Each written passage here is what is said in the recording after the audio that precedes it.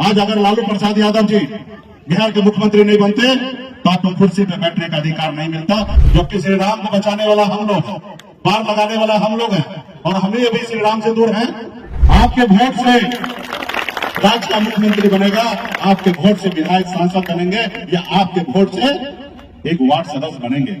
आपके पास इतना ताकत है कि देश के प्रधानमंत्री को बदल सकते हैं, ये आपके उंगली में ताकत है। पहले देश जब था आजादी से पहले, उस समय में राजा के घर में बच्चा जन्म लेता था, उसी को राजा बनाया जाता था, बड़ा बेटा को। लेकिन बाबा साहब ने संविधान बनाया, एक दलित का बेटा, एक राम का बेटा, ये देश का संविधान बनाया। और वो संविधान बनाया, उसके हाथ से लोग छुआ हुआ पानी नहीं पीता था, उनको किसी के घर में ठहरने नहीं देता था। पहले ऐसा होता था, अभी ऐसा नहीं हो रहा है, लेकिन पहले ऐसा होता था आजादी से पहले। वो अपनी जिंदगी में हर तरह की समस्या का सामना किया। जब वो जन्म लिया तो उनके 5 साल में उनकी माता का देहांत हो गया। फिर उन्होंने पढ़ाई किया, लिखाई किया, विदेश तक पढ़ाई किया और फिर देश के लिए संविधान लिखा। और संविधान लिखते समय हजारों समस्या का सामना किया। उसके बावजूद भी वो खास करके दलित भाई, पिछड़ा भाई, अनुसूचित समाज के लोग, इन लोगों के लिए बहुत कुछ किया। उस संविधान में ऐसा अधिकार दिया कि आपके वोट से देश का प्रधानमंत्री बनेगा, आपके वोट से राज्य का मुख्यमंत्री बनेगा, आपके वोट से विधायक सांसद बनेंगे या आपके वोट से एक वार्ड सदस्य बनेंगे। आपके पास इतना ताकत है कि देश के प्रधानमंत्री को बदल सकते हैं, ये आपके उंगली में ताकत है। इस देश में तो 75 से पहले एक वर्ग का ही कब्जा था, स्वार्थी लोगों का कब्जा था। लेकिन हमारे एक से एक बड़े बड़े नेता आए, बीपी मंडल साहब आए, ओबीसी आरक्षण लागू किए, लालू प्रसाद जी आए, नीतीश जी आए, मांझी जी आए, स्वर्गीय रामविलास पासवान जी आए, उधर शरद यादव जी आए, उधर मुलायम सिंह यादव जी आए, बहन मायावती जी आए। तो 75 के बाद ऐसा हुआ कि बैकवर्ड में भी बहुत सारा नेता जन्म ले लिया। और जब बैकवर्ड में नेता जन्म लिया तो देश में संविधान जो है वो बैलेंस में चलने लगा। उसमें ऐसा हुआ कि सबके पास पावर आएगा, सिर्फ एक व्यक्ति के पास नहीं आएगा। और आपको और हमको दोनों को वोट का अधिकार भी हम लोग समझ गए। आज इसीलिए ना, आज एक मछुआरा का बेटा अपने वोट का अधिकार हमने समझा, हम अपनी ताकत को समझा। हमने पहले संघर्ष किया, दूसरे नेता के पीछे घूमे, फिर हमको लगा ये लोग सुन नहीं रहा, तो हमने क्या किया, आपके सहयोग से दल बनाया। और जब दल बनाया तो बल मिला, और जब बल मिला तो हमारे हर तरह का समस्या का हल हो रहा था। आज 2020 का जब चुनाव हुआ था तो उस समय बिहार का मुख्यमंत्री हमने बनाया। एक निषाद मल्ला का बेटा और एक मूसर का बेटा अगर समर्थन नहीं देते तो बिहार का मुख्यमंत्री नहीं बनता। वो ताकत हमारे पास आया। भले 4 विधायक था, लेकिन 74 विधायक से कम नहीं था। हम अगर सपोर्ट में थे तो सरकार चलता, अगर समर्थन में नहीं रहते तो सरकार नहीं चलता। ये हमारे पास ताकत आया। आप दुश्मन से उम्मीद नहीं कर सकते हैं कि एक गरीब मछुआरा का बेटा को मालिक बनाएगा। आप हमने पहले भी हमने संघर्ष किया है। आज 42 साल की उम्र हो गया। 42 साल में 24 साल से मैं संघर्ष कर रहा हूं। एक समय था कि माँ बाप, भाई बहन, रिश्तेदार सबको छोड़कर अपनी जिंदगी को बेहतर बनाने के लिए मुंबई जैसे शहर चला गया, सब घर परिवार को छोड़कर।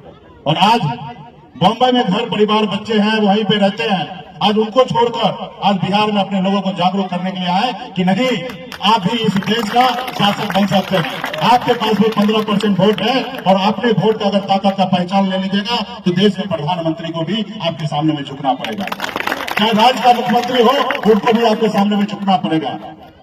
हमारी लड़ाई है।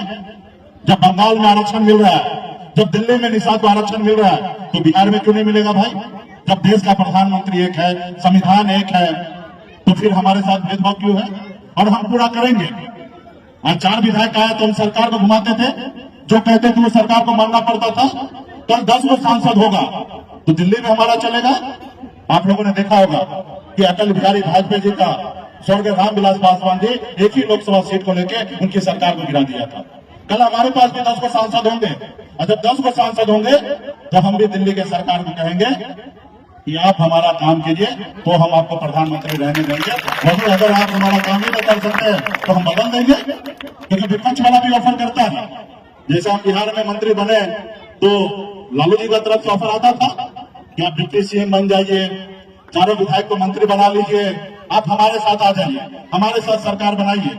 लेकिन हम लोग ईमानदार हैं, एक लव के वंशज है, अमर शहीद जुब्बा के वंशज है, वीरांगना फूलन देवी के वंशज है। हम कभी किसी के साथ गद्दारी नहीं करते हैं, हम कभी किसी के पीठ में खंजर नहीं भोगने का काम करते हैं, और हम लड़ते हैं तो सामने से लड़ते हैं, चाहे दुनिया का कोई भी ताकत क्यों ना हो। हम ईमानदारी के रास्ते पे चल रहे हैं। अरे कल हम जीरो थे, जीरो से हीरो बने ना, 4 विधायक बना हमको, सरकार हमारे मुट्ठी में था, फिर 40 बना लेंगे। हम संघर्ष करने से हम लोग पीछे हटते हैं। हम वही समाज चाहते हैं कि भगवान राम को भी उस पार जाना होता था तो हमसे मदद लिए थे कि केवट महाराज जी हमको उस पार उतार दीजिए। तो हम उसका वंशज हैं, तो हमें दूसरे को नाव चलाने के लिए क्या देना है या दूसरे पे क्या भरोसा करना है? हम खुद नाव चलाने वाले हैं। जब भगवान को पार लगा सकते हैं तो हम क्यों नहीं अपना आप को पार लगा लेंगे? सिर्फ जरूरी है सिर्फ संघर्ष करना, सिर्फ जरूरी है अपने वोट बैंक को समझना, सिर्फ जरूरी है आपस में भाईचारा बना के रखना। आज देश में धर्म की राजनीति होने लगा, जिसको स्कूल बनाना है, जिनको अस्पताल बनाना है, वो छोड़ के मंदिर बनाना है। मंदिर बनाने के लिए आप लोग हैं ना, आज यज्ञ कर रहे हैं, महाराज जी यहाँ पे है, हम लोग सभी देवी देवता को मानते हैं, हम लोगों का काम है, सरकार का काम है भाई स्कूल बनाना, हॉस्पिटल बनाना। आज गरीब समाज, पिछड़ा समाज का बच्चा पैसे के अभाव में दम तोड़ देता है। ये सरकार को सोचने का काम है, लेकिन सरकार नहीं, धर्म में हमको बांट रहे हैं। 5 किलो चावल दे रहे हैं और हमारे बच्चों को कह रहे हैं कि यही विकास है। क्या हम गुलाम हैं, भिखारी हैं? हमें नौकरी चाहिए, हमें रोजगार चाहिए, हमें बैंक से लोन चाहिए, हमें पढ़ाई चाहिए, हमें इलाज कराना है, ना कि हमें भीख मांगना है। ऊपर वाला भगवान ने हमें 2 पैर दिया, 2 हाथ दिया, हम खेत में मजदूरी करेंगे, हम मछली मारेंगे, अपने घर परिवार को चलाएंगे। हाँ, पढ़ाने लिखाने के लिए कमजोर है तो सरकार का काम है कराना, लेकिन सरकार आज दूसरे तरीके से चल रहा है, जिसका जो अधिकार है उनको नहीं दे रहा है। तो आप अधिकार कौन देगा? जब आपके विचार का सरकार होगा। आज मान लीजिए अगर कर्पूरी ठाकुर जी एक नाई का बेटा बिहार का मुख्यमंत्री नहीं बनते तो क्या अति पिछड़ा आरक्षण आपको मिल जाता? नहीं मिलता। आज अगर लालू प्रसाद यादव जी बिहार के मुख्यमंत्री नहीं बनते तो आपको कुर्सी पर बैठने का अधिकार नहीं मिलता। यह है सामाजिक न्याय, और हम लोग सामाजिक न्याय के साथ रहना चाहते हैं।